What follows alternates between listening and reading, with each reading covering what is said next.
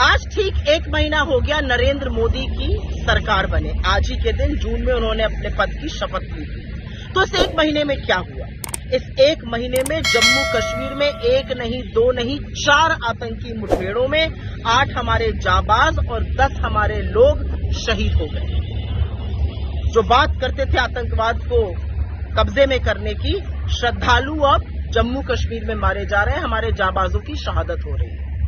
इस 1 महीने में जलपाईगुड़ी में एक बड़ा रेल हादसा हुआ। सोचा था कि पिछली बार बालासोर के हादसे से कुछ सीखेंगे, नील बटा सन्नाटा सीखा गया। जलपाईगुड़ी में फिर 40-45 लोग मर गए। इस 1 महीने में पेपर लीक की तो मानो आपदा आ गई हो, महामारी आ गई हो। इस 1 महीने में नीट की परीक्षा का पेपर लीक हुआ, उसके बाद नेट का पेपर लीक हुआ, फिर CSIR नेट स्थगित करना पड़ा, नीट की PG स्थगित करनी पड़ी। अरे दिल्ली विश्वविद्यालय अपना लॉ का एग्जाम नहीं करा पा रहा है।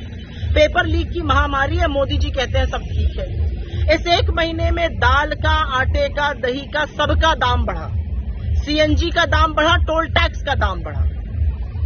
इस 1 महीने में देश ने रुपए को निरंतर लुढ़कते हुए देखा, मानो गिरफ्त में ही नहीं आ रहा हो।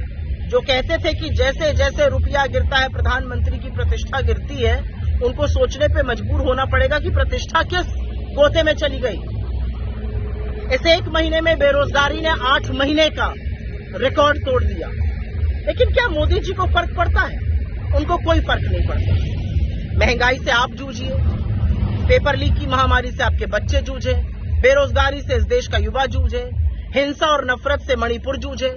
मोदी जी को क्या फर्क पड़ता है? वो तो मॉस्को में है और मॉस्को में वो ज्ञान दे रहे हैं। मॉस्को में वो बता रहे हैं कि 3 साल में तीसरी बार में वो क्या क्या करने वाले हैं। आतंक आपसे रुक नहीं रहा है, आतंकवादी आपसे कंट्रोल नहीं हो रहे हैं, महंगाई को कंट्रोल करना आपके बस की बात नहीं है, रुपया को आप मजबूत नहीं कर पा रहे हैं। तो आप करने क्या आए हैं?